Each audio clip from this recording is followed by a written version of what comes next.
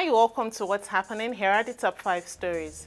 At number 1, the Minister of Information and National Orientation, Mohammed Idris, at the 3rd edition of the Ministerial Press Briefing Series, announced that petrol importation in Nigeria has decreased by 50% since the withdrawal of the fuel subsidy. He highlighted the country's economic progress, including a 3.46% GDP growth in Q4 2023 and a 66% rise in capital importation. President Bola Tinubu's reforms were credited for inspiring investor confidence and boosting oil production to 1.55 million barrels per day, along with plans for a social security unemployment program and a social consumer credit scheme.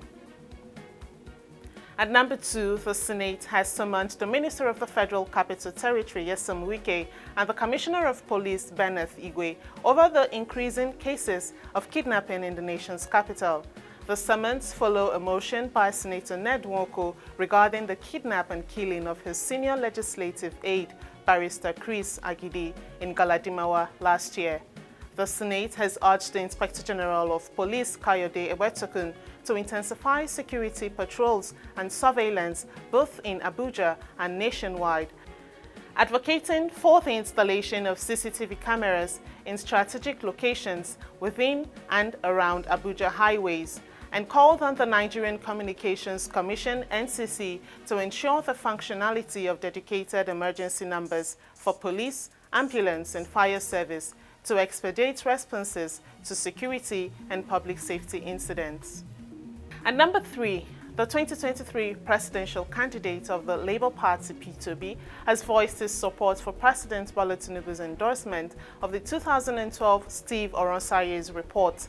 The federal government, 12 years after receiving the report, has given the green light on Monday for the implementation of certain recommendations aimed at reducing the cost of governance. P2B, expressing his approval on social media, described Tinubu's decision as a positive step. Responding to queries from those curious about his stance on the recently directed full implementation by the president, he asserted that had he won the election, he would have similarly implemented the Oronsaye's report.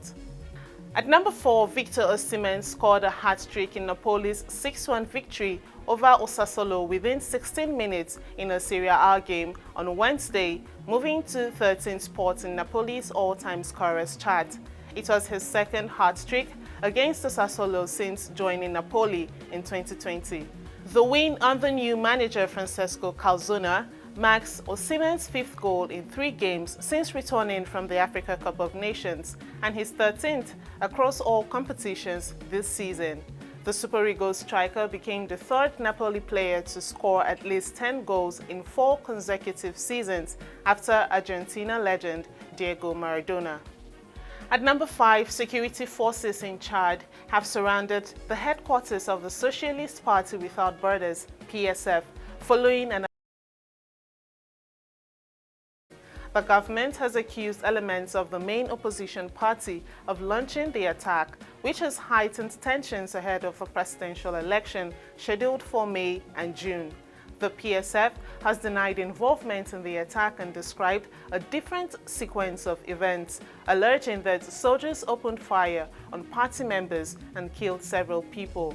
The situation in N'Djamena remains tense, with internet and telephone communications disrupted in many areas. That's all for now. See you next time on What's Happening.